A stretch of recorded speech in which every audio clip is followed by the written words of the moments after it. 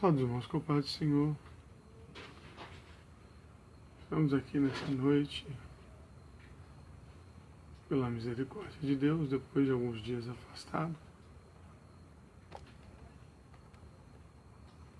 por problemas particulares. E quem vos fala aqui, claro, seu amigo de todas as noites, pastor Davi Mariano.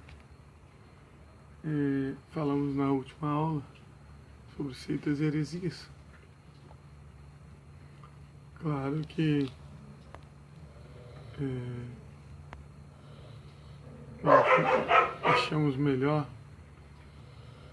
não ficar falando sobre todas as seitas e heresias que nós conhecemos, mas ensinamos vocês lá na aula a identificar por si próprios uma seita e uma heresia. Agora, na 10ª aula, que se inicia nesse momento, nós vamos falar sobre as 7 dispensações. As 7 dispensações. E nós vamos iniciar nesse momento. O que são dispensações?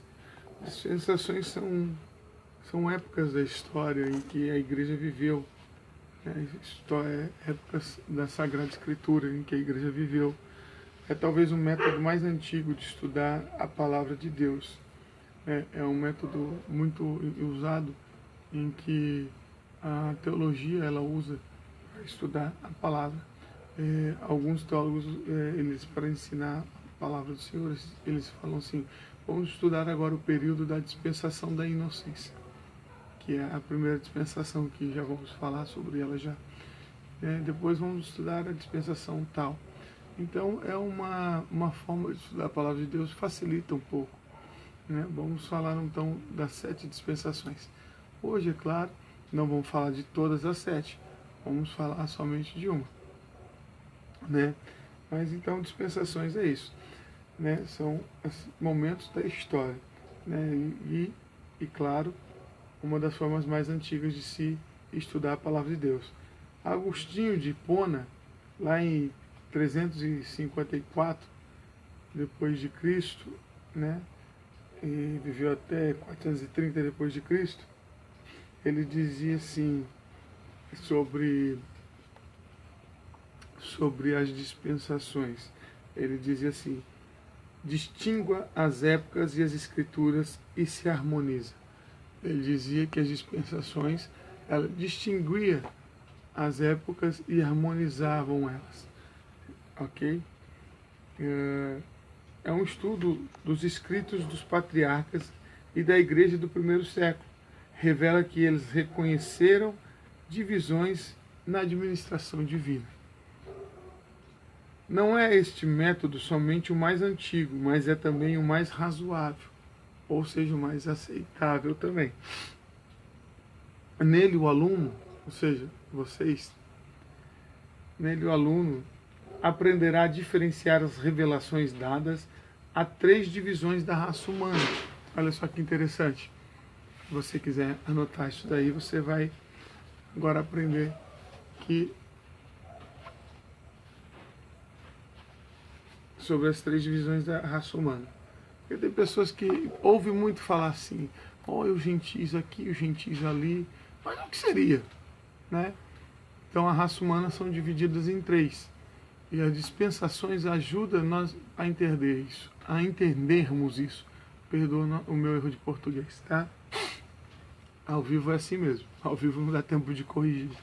Ok? Então a dispensação vai nos ajudar a entender as 3 raças, as 3 divisões da raça humana: os gentios, os judeus e a igreja. Entenderam? Então são os gentios, os judeus e a igreja. São 3 divisões da raça humana que nós temos aí, e que nós estudamos nas dispensações e que as dispensações nos ajudam a entender esses três, ok? Aos que pensam serem desnecessárias tais divisões, tem gente que acha que é desnecessária essas divisões. Tá? Aos que pensam que sejam desnecessárias tais divisões, e sem base nas Escrituras, nós podemos provar essa divisão nas Escrituras. Vamos citar, por exemplo, temos vários versículos para citar, mas eu vou pegar um só. Eu quero pegar o versículo lá de 1 Coríntios, se não me falha a memória. Deixa eu procurar aqui com vocês. Hoje eu quero ler com vocês 1 Coríntios, versículo 10. Capítulo 10. Como eu disse, ao vivo não dá tempo de corrigir, né? Capítulo 10, versículo 32. 32. Vamos lá, vou ler aqui para os irmãos. Se quiserem acompanhar ou pegar na sua Bíblia. Diz assim, ó. Não vos torneis causa de tropeço, nem para judeus, nem para os gentios, nem tampouco para a igreja. Então nós vemos que lá em 1 Coríntios, no capítulo 10 e no versículo 32, a própria Bíblia ela fez uma divisão de três ela fez uma divisão de três aspectos da raça humana: os gentios, os judeus e a igreja.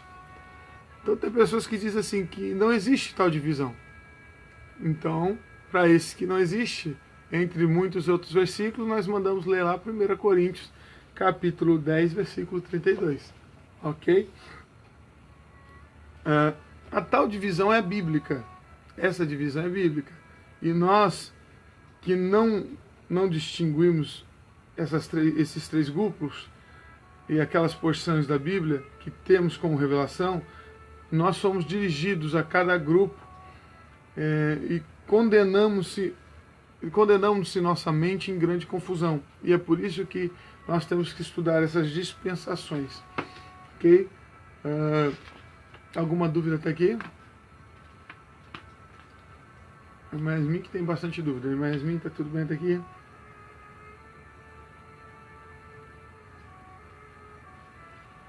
Posso continuar, né?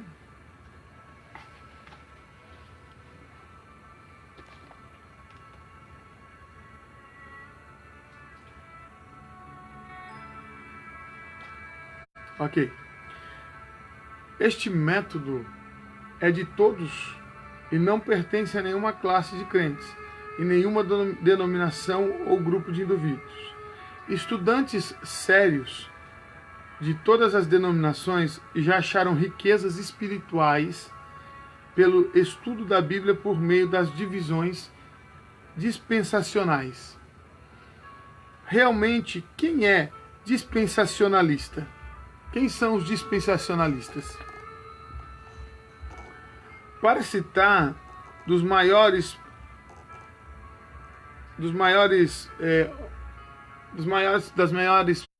pessoas que propõem, dos maiores grupos que propõem deste método nos dias de hoje, uma das maiores pessoas que propõe estes métodos hoje em dia é o Dr. Louis Sperry Jeffrey. É um dispensacionalista. E o que precisa para ser uma pessoa dispensacionalista? Precisa de 3 características. Isso é interessante agora, porque você vai saber se você é um dispensacionalista ou não. Vamos lá. Se você quiser anotar, se der tempo de você anotar, se não der, você vai assistir depois essa aula de novo. E você vai saber se você é um dispensacionalista ou não. Ok? Qualquer pessoa, escute bem isso, qualquer pessoa que confia no sangue de Cristo, em vez de trazer um animal em sacrifício, ele é um dispensacionalista. Essa é a primeira característica, mas precisa de 3. Então vamos lá. Primeiro, qualquer pessoa confia no sangue de Cristo, como ao invés de trazer um animal como sacrifício, é a primeira característica para ser um dispensacionalista. Segundo, qualquer que rejeita direito ou título de terra que Deus deu a Israel por herança,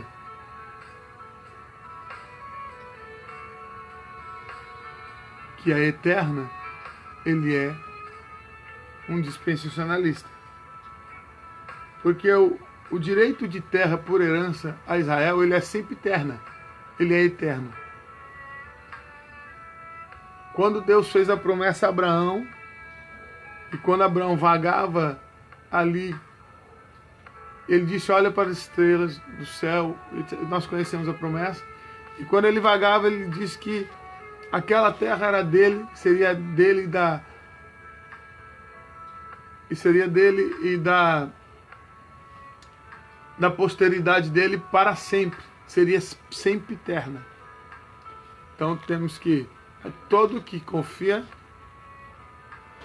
em Jesus Cristo, que não traz animal como sacrifício, todo que reconhece a herança de Israel como sempre eterna, essas duas características. Aí tem a terceira, qualquer que guarda o primeiro dia da semana em vez do sétimo, ele é um dispensacionalista. Está claro, portanto, que ainda que todos os crentes não distinguam a mesma divisão, todos são dispensacionalistas.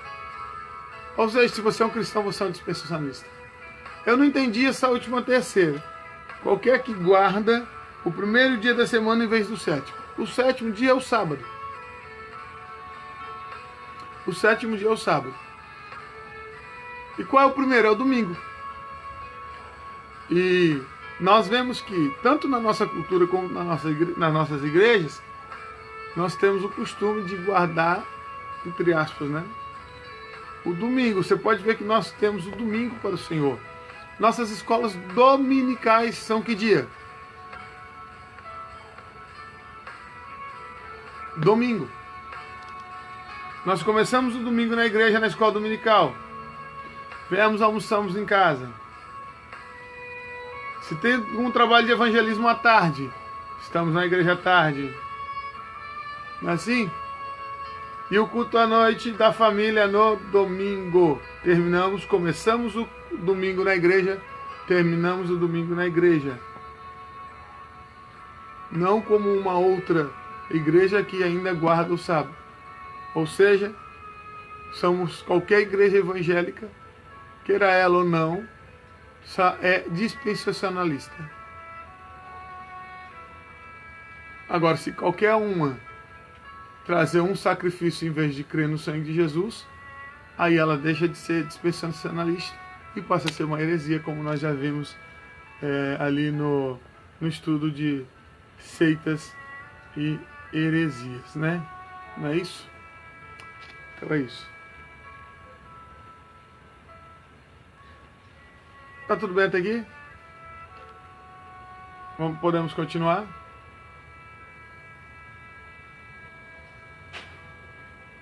Ok. Então vamos lá. Ao definir as dispensações, duas perguntas nos surgem. Sempre duas perguntas nos surgem.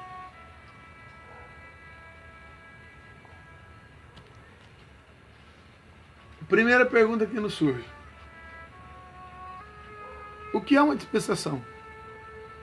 Foi uma das perguntas que eu já tentei responder para vocês logo no começo.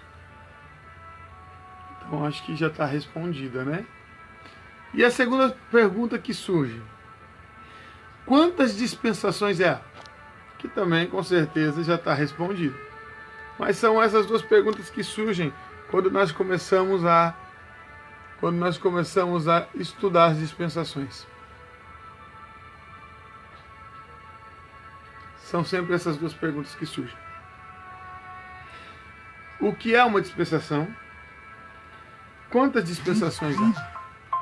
Eu creio que surge uma terceira. Qual dispensação estamos? Eu ainda vou um pouquinho mais a fundo. Mas enfim, vamos continuar. A resposta à segunda pergunta depende da resposta da primeira. Reconhecendo que estamos vivendo no 6º milênio, olha que interessante, olha que informação boa, hein? Desde a criação do homem, claro, Adão, e que a Bíblia indica que há de vir mais um milênio, o reino de Cristo sobre a terra, há os que dividem a história do mundo em 7 épocas de 1000 anos cada. Sem dúvida, há certas vantagens nesse método, mas parecem que as desvantagens são mais que as vantagens. A divisão parece demais arbitrária, obrigando-nos a conformar a interpretação com uma divisão caprichosa. Há outros que fazem as divisões conforme as alianças que Deus fez com diversos indivíduos através dos séculos.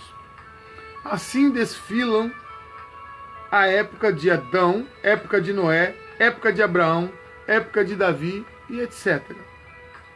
Mas parece que há outra e melhor maneira de demarcar as divisões. No Evangelho de João, no capítulo 1 e versículo 5, nós podemos ler da seguinte forma que está escrito lá. E a luz resplandece nas trevas, e as trevas não compreenderam. Com base nisso,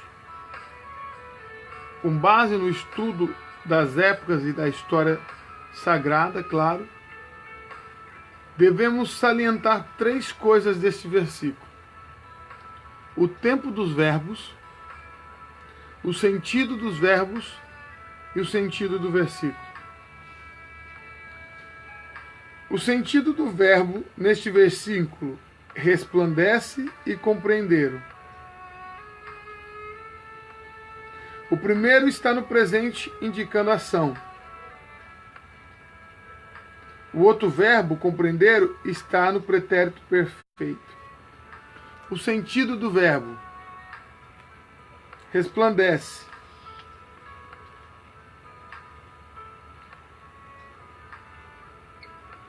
É a tradução phanei na língua grega em que o Novo Testamento foi escrito originalmente. Aqui há uma necessidade de distinguir entre a palavra traduzida por alumínia e o sentido do versículo, guardando os tempos dos verbos e a força dos sentidos.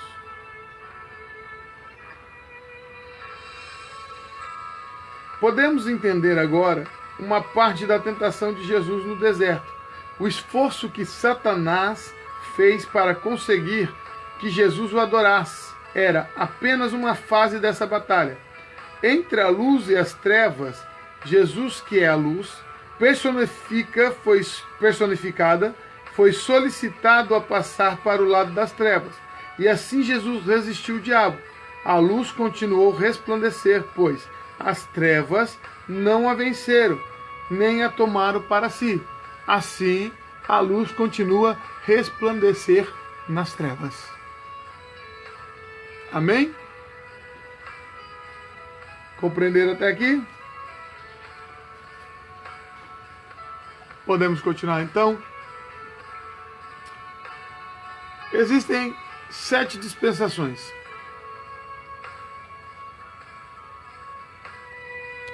Sete dispensações. Vamos falar de cada uma delas e hoje eu quero falar da primeira.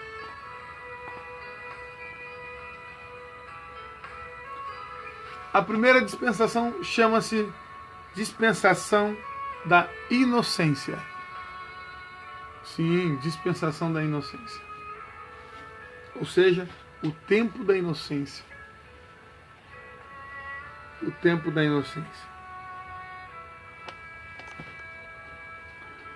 A época da inocência começou com a criação do primeiro ser humano, lá com Adão. É impossível determinar quantos anos durou essa dispensação. Nós não podemos dizer com certeza quanto tempo durou. Porque a Bíblia diz que criou o Senhor Deus Adão, criou o Senhor, etc e tal. E depois diz o Senhor que Adão e Eva caiu. Mas da criação à queda, a Bíblia não nos relata se passou um ano, se passou um dia, se passou um mês, se passou 1000 anos, se passou 2000 anos, se passou 10.000 anos. A Bíblia não nos relata isso. Mas da criação à queda, então nós não podemos determinar com certeza quantos anos durou a dispensação da inocência. E por que se chama dispensação da inocência? Alguém pode me responder? Por que se chama dispensação da inocência? A irmã Yasmin que gosta de responder bastante.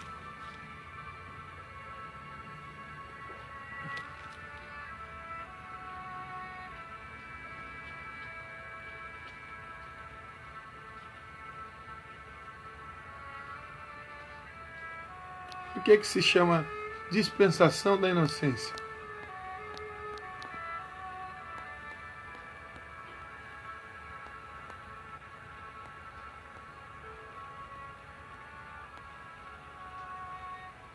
Por que a dispensação da inocência se chama dispensação da inocência?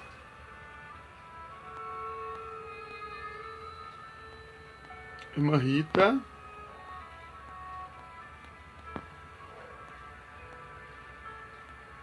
Irmã Rita do Davi. Responde a pergunta aí, por favor.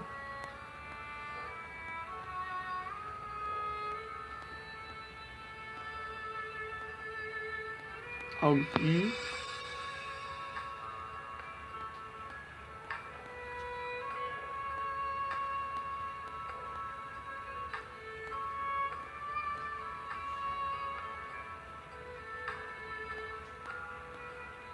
Certo. Tanto aqui como nos estudos de outras épocas, esforçamos-nos para escolher para o período um nome que servirá para esclarecer o tema principal da época, ok? Nós não podemos escolher um nome que não tenha nada a ver com aquela época. É igual no estudo secular, que vão estudar os dinossauros e vão colocar lá, eles colocam o nome tempo Jurássico, um exemplo. Né? Jurássico porque tem a ver com dinossauro. Mesma coisa aqui, dispensação da inocência porque tem a ver com inocência, porque não havia pecado no homem. Ok? Então a palavra inocência serve para designar a condição moral da raça humana.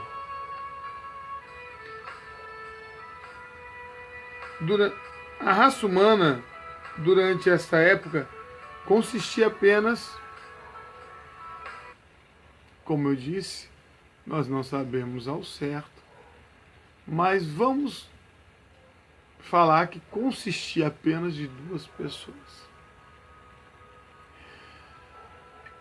Eu, como bom estudante da Bíblia, e você também, porque senão você não estava aqui até agora vendo um chato falar, nós lemos que quando o Senhor Jesus fez Adão e Eva, ele disse assim: sujeitai a terra e multiplicai. Como nós já falamos que nós não sabemos quanto tempo durou a dispensação da inocência, então nós não sabemos se realmente foi somente 2, né? Então, vamos se dizer aqui, vamos trazer para o nosso estudo que sim. Então, Não vamos levantar esse tema, essa questão. Mas, nesse período aí da dispensação da inocência, a raça humana era de duas pessoas, totalmente inocentes. Ok? A moral deles era totalmente pura. Totalmente pura. Por isso que foi chamada de dispensação da inocência. Como que era Adão e a sua mulher? Adão e a sua mulher. Eles vieram feitos totalmente da mão do Criador. Puros, imaculados, sem pecado. Eram inocentes. Não tinha experiência com o bem e com o mal. Não tinha conhecimento do bem e do mal. Mas foram feitos com livre-arbítrio.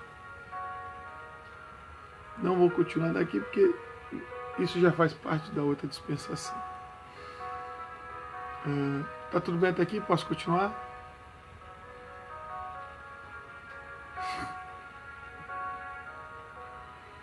Qual era a vontade de Deus em tudo isso?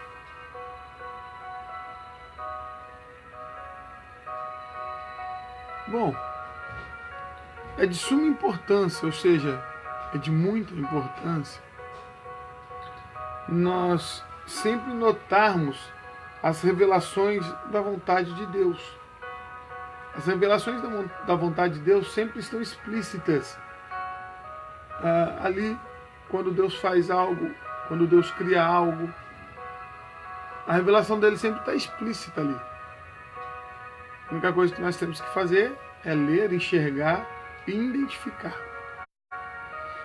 Então a revelação da vontade de Deus também estava ali explícita. Na dispensação da inocência, na primeira dispensação. Quando Deus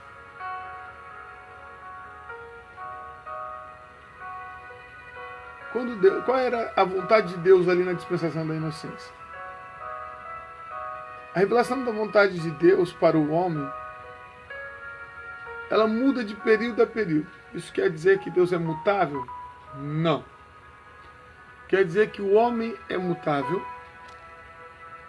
o homem muda, e com isso, ele sai dos planos e do caminho do Senhor. Com isso, ele sai do propósito do que o Senhor tinha para ele. E aí, é igual quando nós estamos viajando e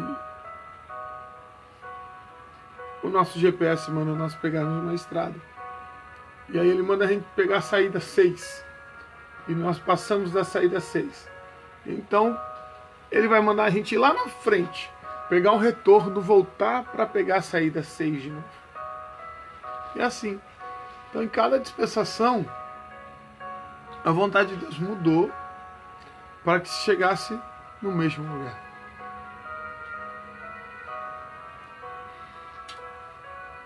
Tá entendido até aqui? No período da inocência, a revelação da vontade de Deus consistia em 3 fatores. Primeiro, o domínio do homem sobre o resto da criação. Nós vemos isso lá em Gênesis capítulo 1, versículo 28. Segundo, o lavrar e o guardar do jardim do Éden. Nós vemos isso em Gênesis capítulo 2, versículo 15. E terceiro, a proibição de comer da árvore da ciência do bem e do perdão. De comer da árvore da ciência do bem e do mal. Nós vemos isso em Gênesis capítulo 2, versículos 16 e 17. Naquele momento, a vontade de Deus para o homem inocente, o homem puro, o homem imaculado, puro e imaculado, era essa. Essas 3. O homem só tinha que dominar sobre todo o resto da criação. O homem só tinha que cuidar do jardim do Éden e lavrar ele. E o homem só tinha que não comer do fruto da árvore do bem e do mal. Só isso. Só isso. E ele não conseguiu cumprir isso? Não, ele não conseguiu cumprir isso. E ele não conseguiu cumprir isso. Ok?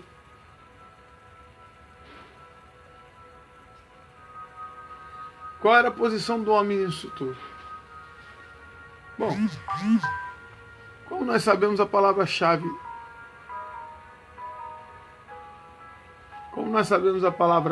aqui, é inocência. Dispensação da inocência, inocência. Deus criou o homem com a coroa de glória, como a coroa de glória de toda a criação. O Senhor Deus fez a relva do campo, fez a árvore, fez os animais, fez o mar, fez a criatura do mar, fez o céu, fez a terra. E para coroar a criação, o Senhor fez o homem.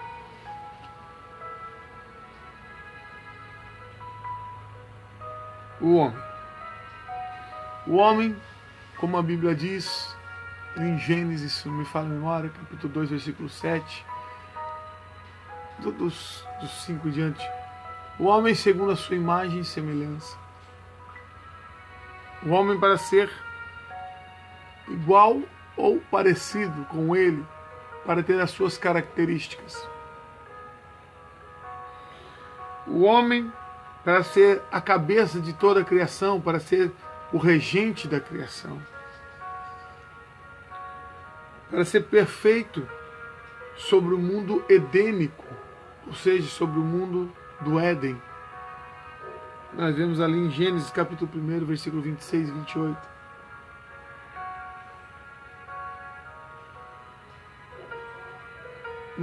Foi para isso que Deus criou. Essa era a posição do homem nessa conjuntura da dispensação da inocência. Era ser perfeito sobre toda a criatura. Era para ser dominador sobre toda a criatura. Cristo,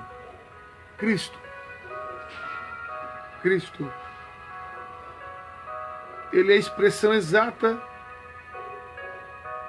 do ser de Deus, do ser invisível. Está escrito lá em Hebreus, capítulo 1, versículo 3. Cristo é a imagem de Deus, e o homem foi feito à imagem de Deus. Essas expressões nos dão a entender que o homem foi criado em Cristo. A eterna imagem de Deus e formado segundo ele, a eterna semelhança ou representação visível de Deus. W.C. Stevens, ele diz assim: Cristo é o original Adão. Adão foi a cópia. Isso não vai falar que eu estou falando heresia. Quem disse? W.C. Stevens. Eu só estou aqui falando o que ele disse. Ok? Porque na Bíblia não está escrito isso. Na Bíblia diz assim: façamos o homem segundo a nossa imagem e semelhança. Quando a Bíblia diz façamos, significa que estava Deus Pai, Deus Filho e Deus Espírito Santo. Então eu não concordo com essa afirmação, ok?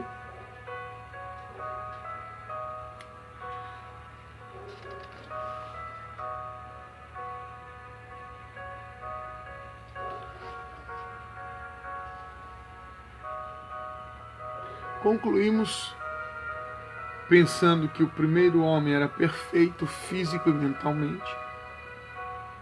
Porque se um homem é inocente, se um homem é perfeito, se um homem é imaculado, criado da própria mão de Deus, Deus ele não vai criar nada que seja imperfeito. Porque ele criou, pense bem, ele criou a sua própria imagem e semelhança. E Deus é perfeito. Quando nós criamos algo hoje, nós somos dominados pelo pecado hoje. Quando nós criamos algo hoje, igual esse painel que foi criado, tá vendo? Para dar assim só algo aqui por tá? Nós vemos aqui que não tem algo que nós não gostamos. Por quê? Você pode não gostar de algo aqui. Eu posso não gostar de algo aqui. Porque nós não somos perfeitos e não conseguimos criar alguma coisa perfeita. Quando nós olhamos essa camiseta que eu estou vestindo, eu posso não gostar, você pode não gostar, porque foi criado por um homem imperfeito.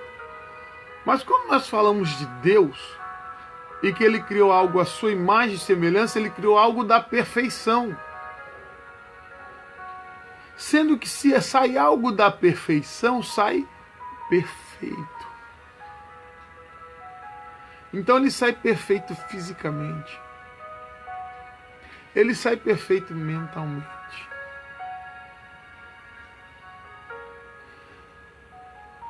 Só que aí entra o pecado. E aí o homem fica imperfeito.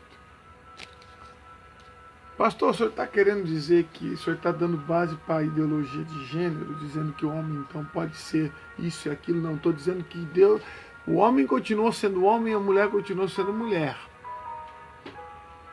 Mas adentrou o pecado. E aí ele não era mais imaculado. Ok? Não vou pegar nesse assunto agora, senão a gente vai longe. Não vem falar que o pastor Davi é homofóbico, porque o pastor Davi não é homofóbico, não.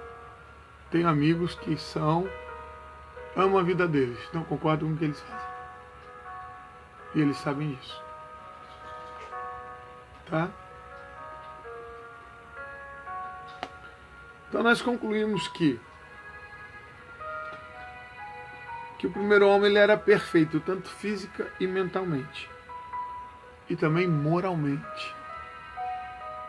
Ok? Em Romanos 3:23, nós descobrimos que ele tinha a glória de Deus. Isso é coisa, eu me arrepio quando falo isso, porque isso foi a coisa mais importante que o homem veio a perder quando adentrou o pecado. A glória de Deus. Porque quando ele criou o homem mais semelhança, ele criou com todas as características, inclusive a glória de Deus. Olha só o que diz.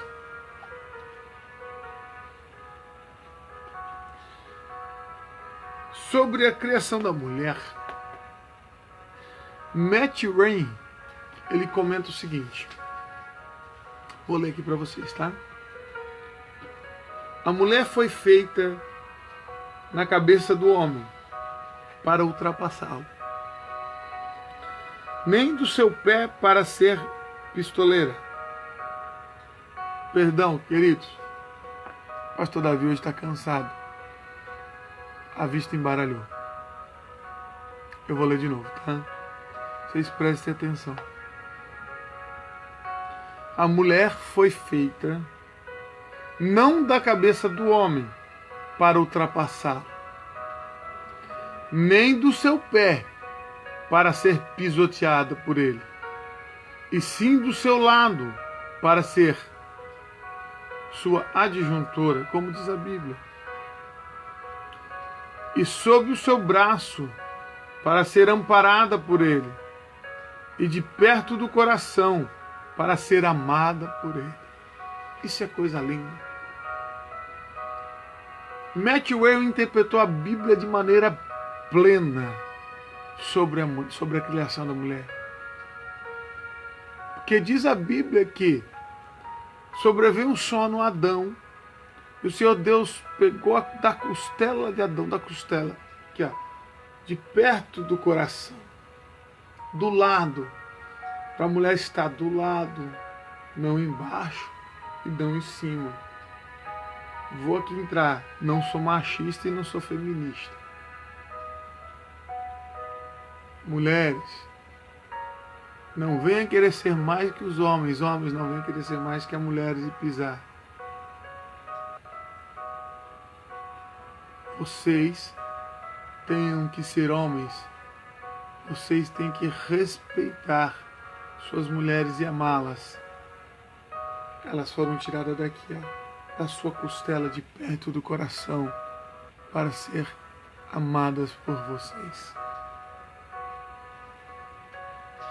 Ok? Ele interpretou de maneira plena. O nome dele é Matt Rain. Ok? Depois vocês procuram aí Matt Rain, e a interpretação que ele disse sobre a criação da mulher. Coisa linda de Deus. Ok? Ambos eram vestidos de luz, como se prova pela descrição do homem restaurado, lá em Mateus 13:43, em Daniel 12:3, em Romanos 8:18. Ok? Alguma pergunta até aqui?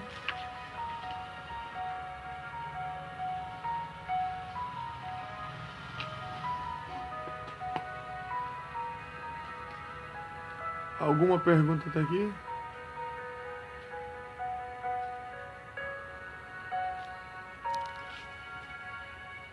Eu sei que o vídeo está um pouquinho atrasado, vou esperar os irmãos.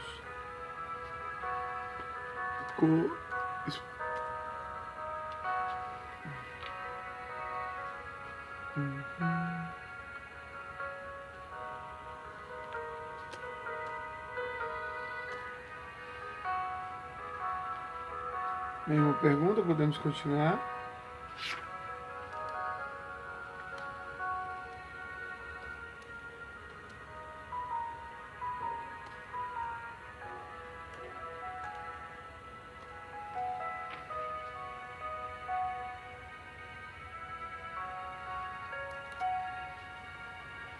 Então, vamos lá.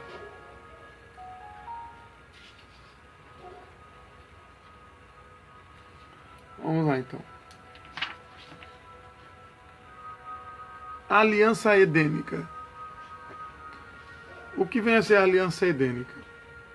Bom, a aliança edênica é edênica, lembra-se de Jardim do Éden, correto? É isso? Ok. Certinho, isso mesmo.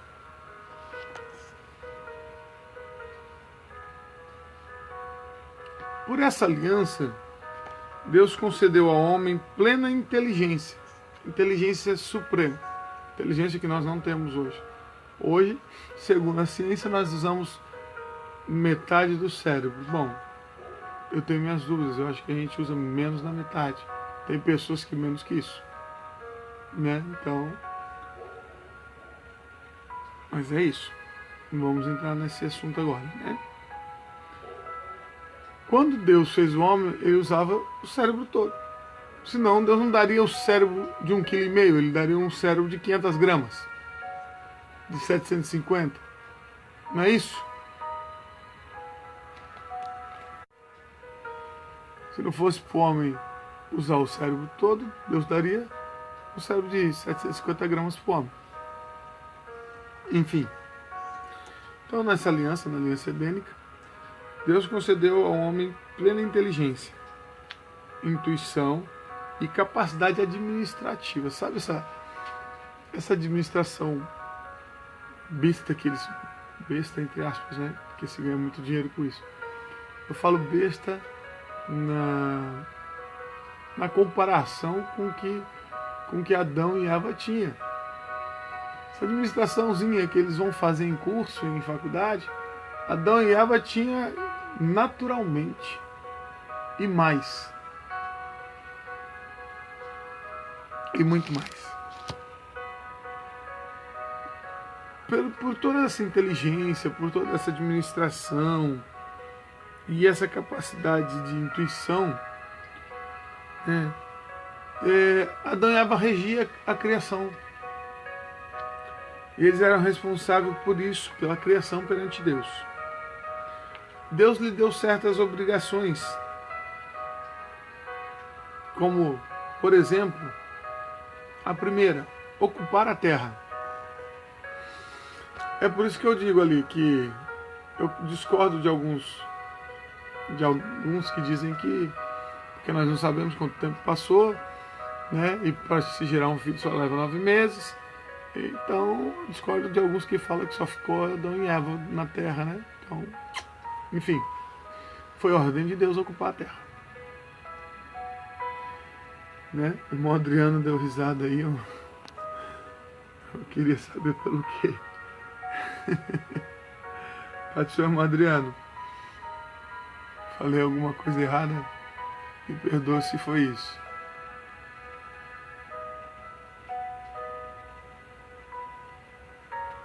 Enfim, vamos lá. Segundo, comer somente de ervas e frutas. Eu vivo tentando ensinar aqui pro pessoal aqui em casa, principalmente. Não sou contra. Gosto de churrasco, hein? Me convide pro churrasco. Como que é uma beleza. Eu sou contra. Mas o ser humano, Deus fez o ser humano, não foi para comer carne. Foi para comer, foi para ser herbívoro mesmo. E tanto que o nosso corpo ele desenvolve certas doenças por causa da carne. Então, a segunda obrigação e o segundo mandamento do Senhor foi para o homem comer somente fruta. Terceiro de quarta obrigação, guardar o jardim do Éden. O homem era o zelador. Hoje nós conhecemos essa função como zelador, né? O homem era o zelador do jardim do Éden. Quarta e última obrigação, função ou mandamento: abster-se de comer a árvore do conhecimento do bem e do mal. Era necessária essa proibição única, era a única proibição, uma vez que o homem tinha livre-arbítrio. Deus não criou robô. Tem pessoas que dizem assim: por que Deus fez o homem e colocou essa árvore lá? Bom, vamos lá. Senão o homem seria nada mais, nada menos do que um robô, um androide. Sim, te explico. Um androide, ele tem vontade própria? O androide, ele tem o livre-arbítrio dele de escolha? Exato. Deus colocou lá e deu o livre-arbítrio, disse assim: não pode. Porém, você tem o poder de escolha de comer ou não comer. Deus não é um Deus arbitrário. Deus é um Deus que te deixa livre para fazer escolhas. Você faz suas escolhas. Não é Deus que faz as escolhas por você desde a criação, mas é você que faz as suas escolhas.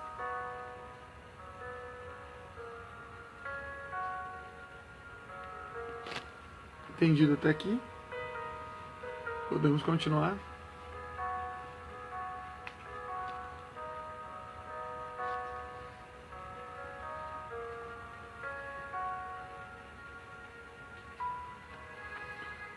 Sua opção foi de obedecer ou desobedecer a Deus.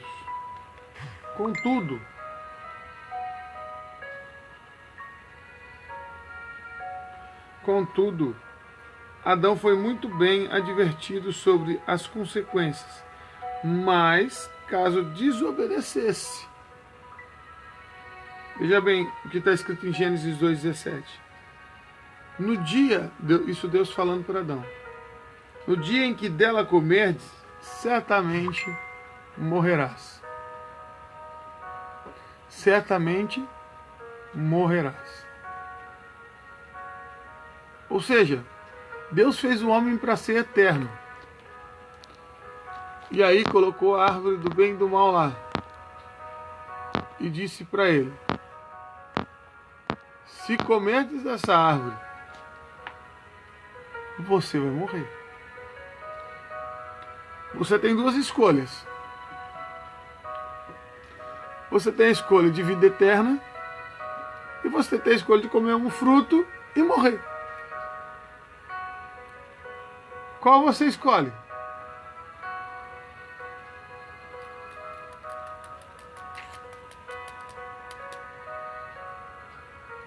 Respostas, por favor.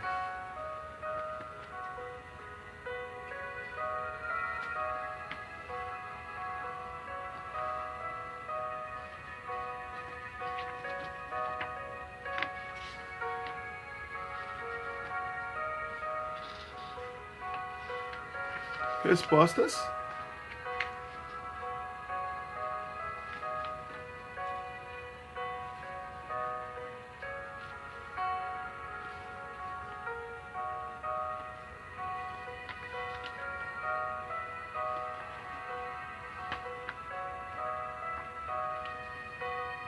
Nenhum? Ah, ok. Enfim.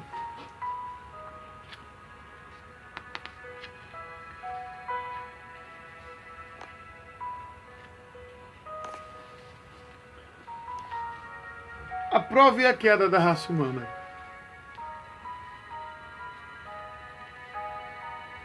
Em 1 João, no capítulo 2, versículo 16, nós aprendemos que toda tentação no mundo se encerra em 3 categorias. Toda tentação no mundo se encerra em 3 categorias. Quais são elas? Primeiro, a cobiça.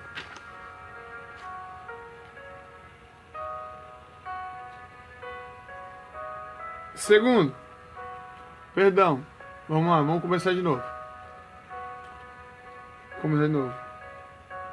Em João, capítulo 2, versículo 16, nós aprendemos que toda tentação do mundo se encerra em 3 categorias. Primeiro, a cobiça da carne. É aquilo que satisfaz nossos apetites carnais. Segundo, a cobiça dos olhos.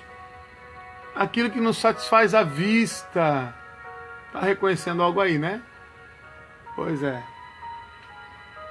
Terceiro, a vaidade da vida. É o que satisfaz o orgulho próprio. Reconheceu algo aí? É. O diabo, ele fica à espreita, queridão. Ele não lê pensamento, mas ele vê sua atitude. Sabe?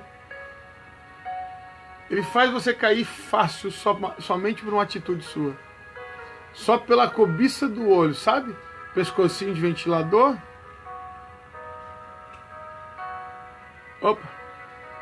Ele sabe o que seu coração desejou. Ele vai colocar na tua frente. Sabe aquele seu desejo carnal que você escapa na tua boca? Você para em frente de uma vitrine e fala? Ou você fica ali no seu celular falando, nossa, como eu queria? Ele dá um jeito e coloca na sua frente. Sabe aquela coisinha que você fala, nossa, se eu tivesse isso, eu esfregava na casa de fulano? Orgulho. Ele também coloca. O diabo não lê aqui, mas aqui e a atitude. Tem coisa que nós não precisamos falar, mas a nossa atitude. Ele sabe o que nós queremos e coloca na nossa frente. Ok? Lê lá, 1 João capítulo 2, versículo 16. Vamos adiantar aqui um pouquinho a aula. Quero fazer uma pergunta para os irmãos. E eu quero respostas, hein? Tô vendo aí que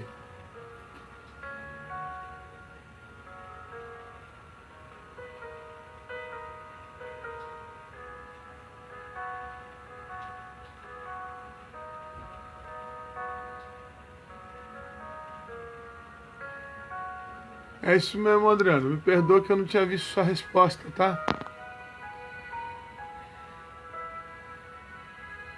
Me perdoa aqui, tá? Eu não tinha. Isso mesmo, a inteligência era muita ao ponto de eles colocarem o nome em tudo. E é só Deus mesmo para dar essa inteligência.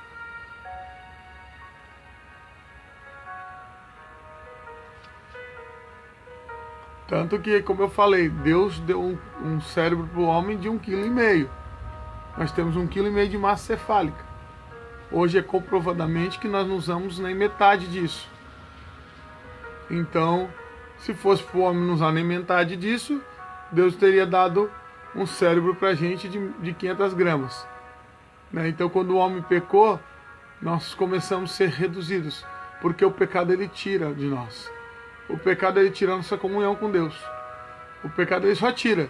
E ele tirou isso também do homem. Ele tirou nossa comunhão, ele foi tirando. E até isso ele tirou de nós. A nossa perfeição. Quando eu digo nossa, eu digo da raça humana. Ele tirou nossa perfeição. Nós regredimos e hoje tem gente que fala que nós estamos evoluindo. Nós não estamos evoluindo. Nós vamos evoluir quando nós conseguimos conquistar a estatura de varão perfeito ou não, e conseguimos pelo menos nos abster das coisas carnais, nos abster das coisas mundanas, e o Senhor Jesus nos chamar para os céus, para o arrebatamento, e chegarmos lá num corpo glorificado. Aí nós vamos sim evoluir para aquele corpo glorificado. Amém?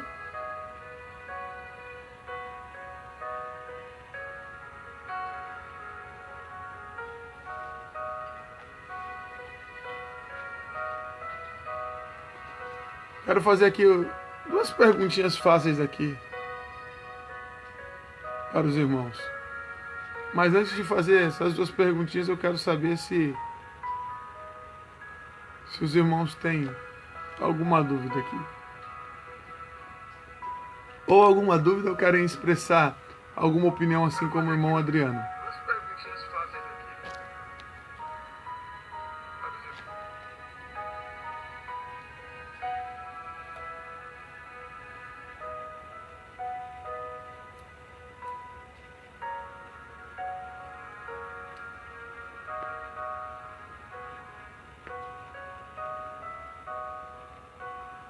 Irmã Rita, alguma pergunta, irmã Rita? Yasmin?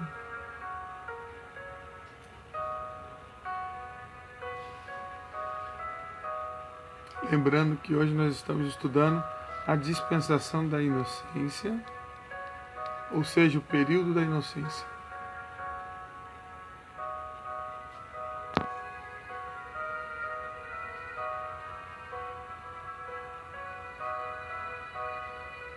Ok.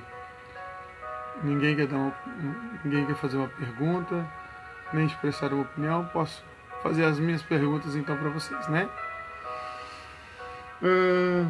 Eu quero fazer a primeira pergunta e eu quero respostas, tá? E nós não podemos ficar aguardando muito tempo, porque a hora já se avança. E eu preciso terminar a aula também. E ainda falta um pouco de matéria para terminar a aula.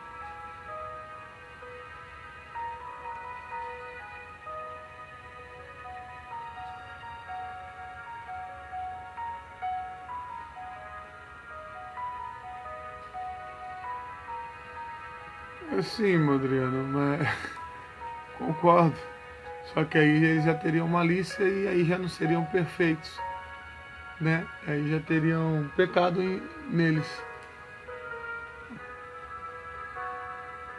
Eu entendo o que o senhor quer falar. Mas se eles tivessem conhecimento do bem e do mal, já teriam pecado neles.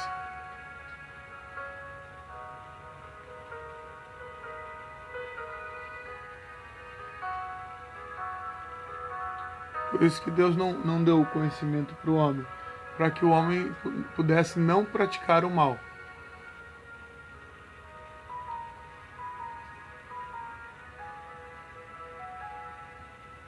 O raciocínio do Senhor é muito eficaz, muito inteligente, porém, se Deus tivesse deixado o homem com esse conhecimento,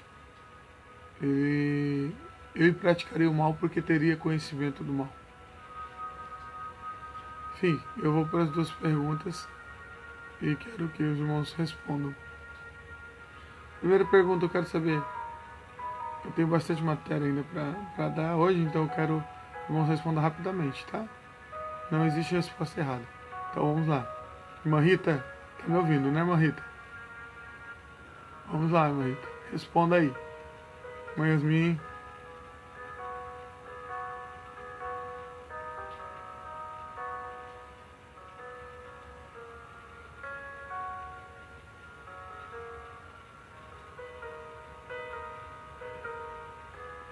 Irmã Rita e irmã Yasmin. Tá ouvindo, né? Para responder rapidinho. Não existe resposta errada. Primeira pergunta. Em que época... Quando começou a dispensação da inocência?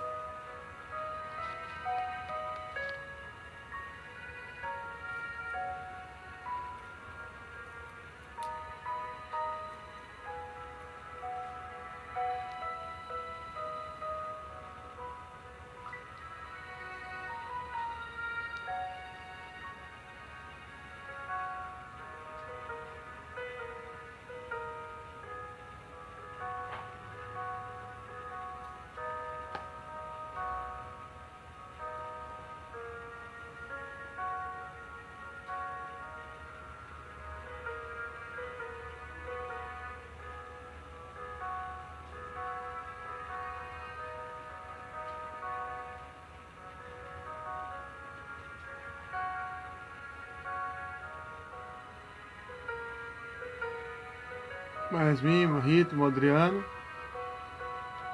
Quando começou a dispensação da inocência?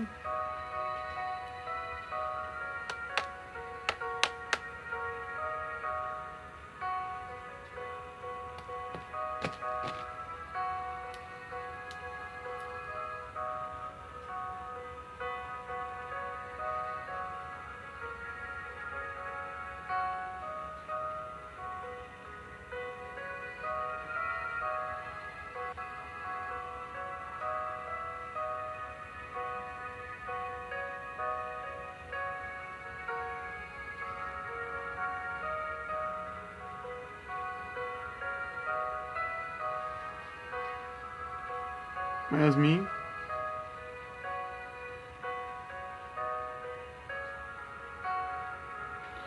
Segunda pergunta.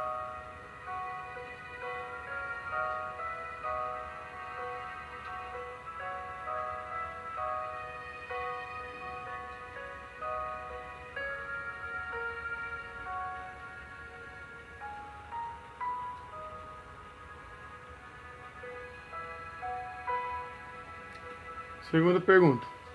Qual era a posição do homem no período da inocência diante de tudo que Deus tinha criado?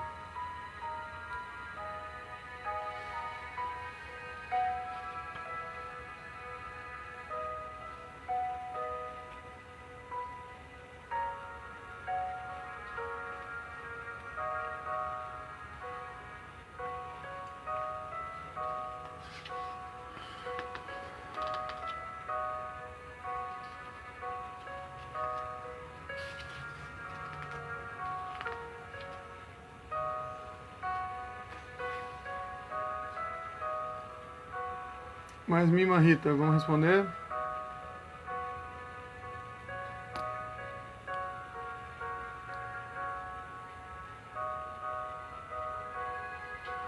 Ok.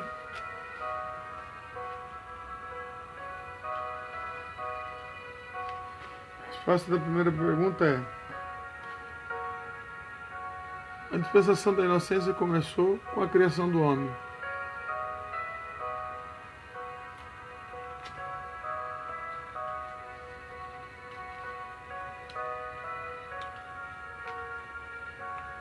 E a posição do homem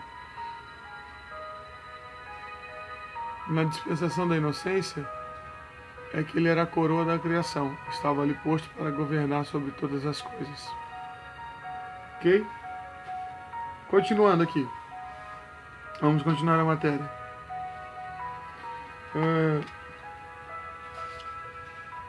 Só para terminar, o juízo sobre a época da inocência. Mas Deus trouxe o juízo sobre a época da inocência, trouxe. Deus, ele é amor, ele é justo. Não tem como servir um Deus que não seja justo. As pessoas falam muito, tem uma teologia hoje em dia aí que dizendo que um Deus amoroso como ele é não criaria o inferno. Aí, meu filho, vai ler a Bíblia. Que lá diz que o fogo não apaga, o bicho não morre, há choro e ranger de dentes. Errou não, irmão Adriano. Errou não. O senhor não estava no começo da aula. Fique em paz. O juízo sobre a época da inocência. O estudo desse tempo de provação até este ponto levará alguém a concluir que a corrupção era tão devastadora que não restava nada para salvar. Que a única coisa para fazer era destruir totalmente a raça humana e começar de novo. Em outras palavras, parece que de fato as trevas conseguiram dominar tudo o que era luz. Da parte dos homens e da natureza não havia mais forças para reagir contra Satanás. Sim, não havia mais vontade. Não é que não tinha mais força, não tinha mais vontade. Mas a batalha da luz contra as trevas ainda não terminara. Havia mais necessidade da parte de Satanás de conservar as trevas, o homem que assim caiu em seu poder. O poder das trevas não pode impedir o poder e a manifestação da graça de Deus em levantar-se contra Deus Todo-Poderoso e escapar do castigo. No jardim do Éden, o castigo não demorou. Tanto ao homem como à mulher foi concedida uma oportunidade para declarar-se culpados. Isto é, confissão no sentido verdadeiro. A Bíblia diz que um coração quebrantado e contrito Deus não rejeita. A palavra confessar, em 1 João capítulo 1, versículo 9, tem o sentido de dizer a mesma coisa. Isto é, declarar o mesmo sentido ou a mesma atitude que Deus declara. Apesar do homem, tanto como a mulher, tentar desculpar-se e não pedir perdão, eles tentaram se desculpar, né? E culpar um ao outro pelo seu pecado, os dois declararam-se réus. Quanto, porém, uma pessoa chegar e declarar-se um pecador sem esperança, é então que está pronto a confiar no Salvador. Havia castigo sobre a serpente, a mulher e ao homem. Castigo sobre a serpente, nós sabemos que ela foi fadada a andar rastejando. Ao homem, além das consequências más sobre o casal em geral, a mulher sofreu uma maldição tríplice. Quanto à mulher, além das consequências sobre o casal, em geral, a mulher sofreu uma maldição tríplice. A concepção multiplicada, um aumento de dores durante a maternidade e a sujeição ao domínio do homem. Olha só. A mulher foi feita para ser a adjuntora do homem no jardim do Éden. Quando eles pecaram, que saíram do jardim do Éden, Deus disse assim: será sujeita ao seu marido, ou seja, estarás debaixo da sujeição do seu marido. Foi esse o castigo dela. Os 3 castigos: a concepção multiplicada, um aumento nas dores de parto e a sujeição ao domínio do homem. O castigo sobre a mulher divide-se em duas partes. A multiplicação da concepção e dores de parto e a confirmação da sua posição inferior em relação ao marido. O homem era culpado não somente por ter comido, mas também por ter dado ouvidos à mulher, por desobedecer o mandato de Deus. O castigo incluiu a maldição da terra, com o resultado de que somente com muito duro trabalho que ele conseguiria ganhar a vida. Pois é, meu filho, é por isso que nós acordamos cedo. Damos um ralo danado para ganhar, graças a Deus, o nosso suado dinheirinho para tentar sobreviver pelo pecado. Pelo pecado.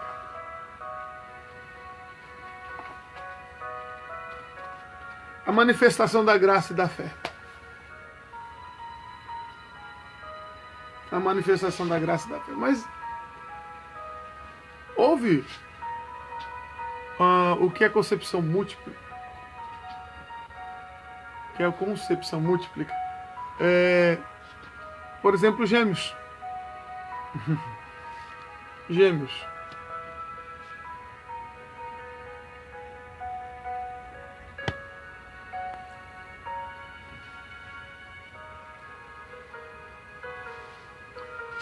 Irmão Adriano,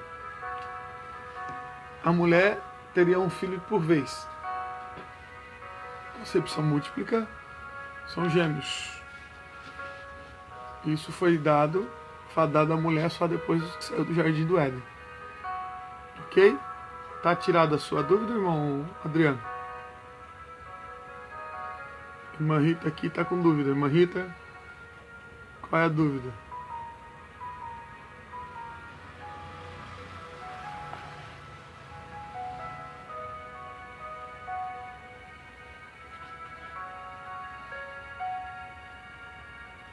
Irmã Rita?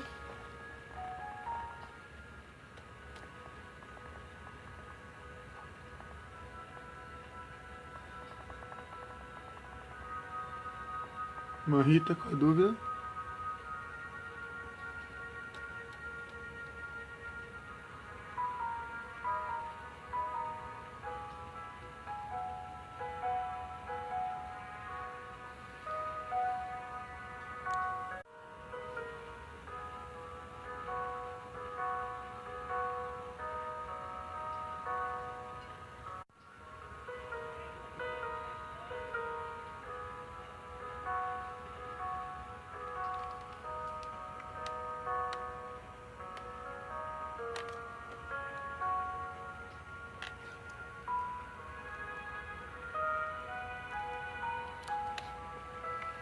Bom, irmã Rita não pergunta.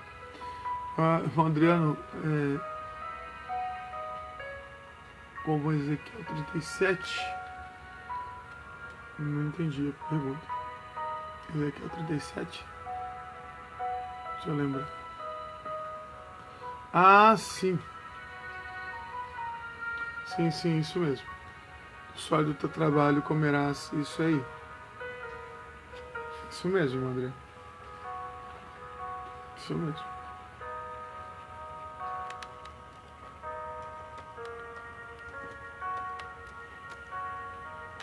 Isso mesmo.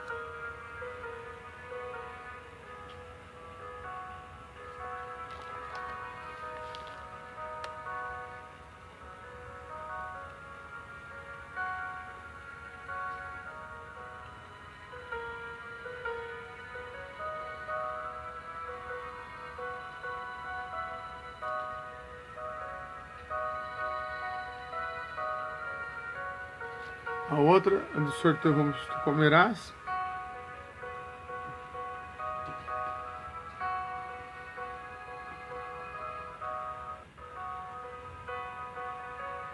Vou repetir aqui sobre o homem, tá? Vamos Adriano aqui. O homem era culpado não somente por ter comido o fruto,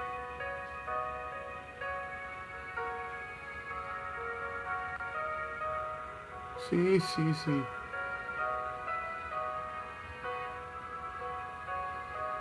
mas também por ter dado ouvidos a sua mulher, para desobedecer ao mandato de Deus. O seu castigo inclui a maldição da terra como resultado de que é somente com muito trabalho duro e suor para ganhar vida. Como o Adriano fala, Ezequiel 37, que diz ali sobre o vale de ossos secos. Ficaram ali sem a glória do Senhor, ficaram ali sem ver o Senhor. A Bíblia fala que só depois de, só através de Enos, que começou a se invocar o nome do Senhor novamente. Nós vemos que eles adoravam o Senhor.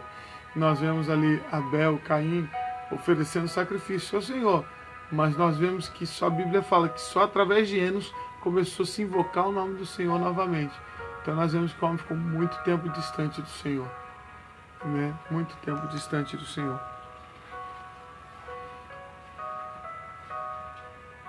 Manifestação da graça, ali, nós vemos o relatório daquela época, ele é muito breve, porém, como nós dissemos, nós não sabemos quantos anos se passaram, Muitos detalhes somente por notar de que maneira o homem e a mulher agiam. Por exemplo, eles aceitaram túnicas de pele das mãos de Deus. Portanto, aprendemos que eles se submeteram outra vez a Deus, que tomaram refúgio debaixo do sangue derramado, que aprenderam de Deus a necessidade de sacrifício para estabelecer e manter uma relação e uma comunhão aceitável com Ele. Como eu estava dizendo. Com quem? Eles aprenderam direto do próprio Deus como oferecer sacrifício. Eles se sujeitaram a Deus. Ainda que eles estivessem em pecado, eles estavam mais próximos de Deus do que eu e você. Porque eles temiam ao Senhor grandemente. Tanto que temiam o Senhor que se esconderam porque estavam nus. E não queria que o Senhor visse a vergonha da sua nudez. Hoje vemos pessoas saindo para a rua, não é nem seminuas. É nuas por inteiro. E sem temer ao Senhor, sem pudor nenhum. Indo para a igreja sem pudor.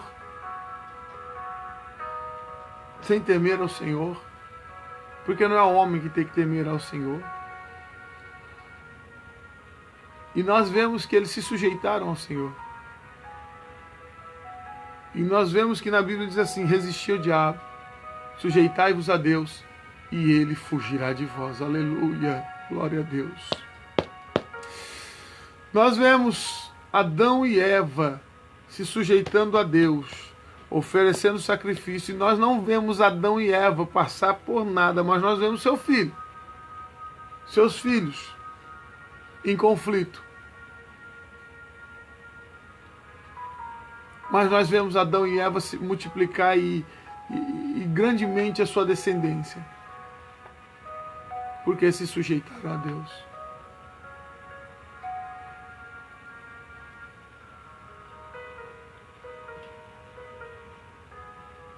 Terminou a dispensação da inocência.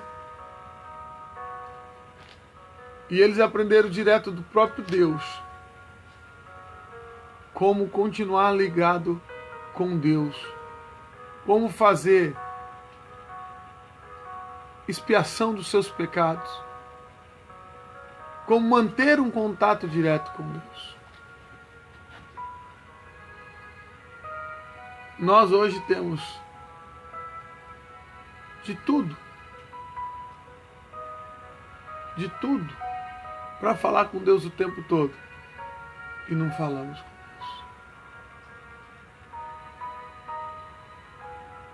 Passamos por diversas dispensações.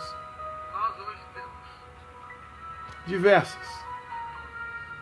Mas parece que queremos ficar na escuridão do pecado.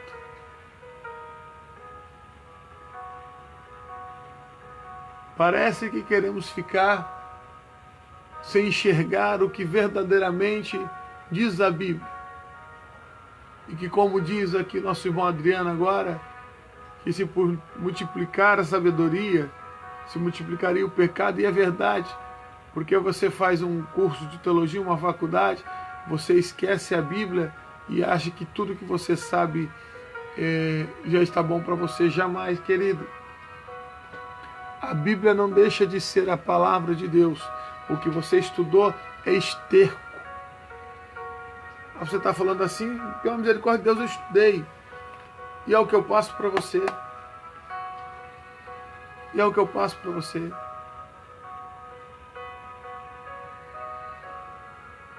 E não deixa de ser esterco.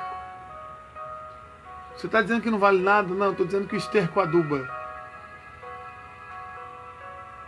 Mas o que vale é a palavra de Deus, é a revelação divina. Você pode querer falar bem e falar bonito. Você pode querer falar dentro da exegese, dentro da hermenêutica. E não ter unção nenhuma na vida porque vive na escuridão. Eu prefiro pedir todos os dias, todas as noites, pedir para o Senhor me levar de volta para a dispensação da inocência, porque eu quero viver com Ele 24 horas. Eu vou parar por aqui, irmãos, que as horas se avançam.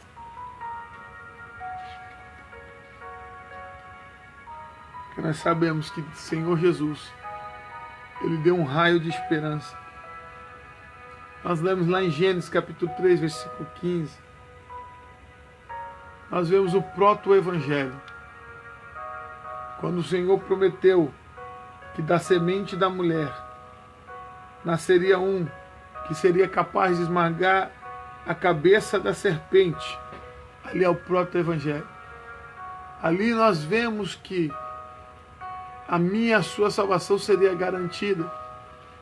Ali o homem teve esperança de novo. No meio da inocência veio a escuridão. E no meio da escuridão veio o proto-evangelho, veio a luz para dizer assim: não vai ficar dessa forma, porque o que eu criei, o Senhor falando, não vai ficar nas trevas. E não ficou. E não ficou. E não ficou. Amém? Eu vou terminar por aqui.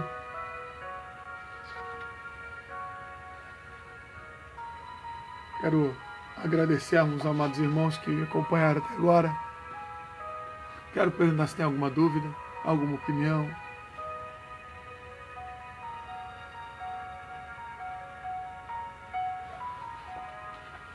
Os irmãos, Deus possa continuar abençoando os irmãos. E que é seu amigo de todas as noites, pastor Davi Mariano. Não esqueça, amanhã, 11ª aula. Vamos estudar a segunda dispensação. Depois da inocência, vem o quê? Alguém sabe?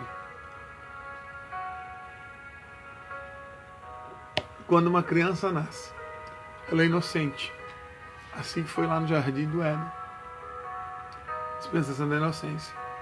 Ela pecou, ela ganhou o quê? Consciência. Amanhã vamos estudar a dispensação da consciência. Tá? Segunda dispensação.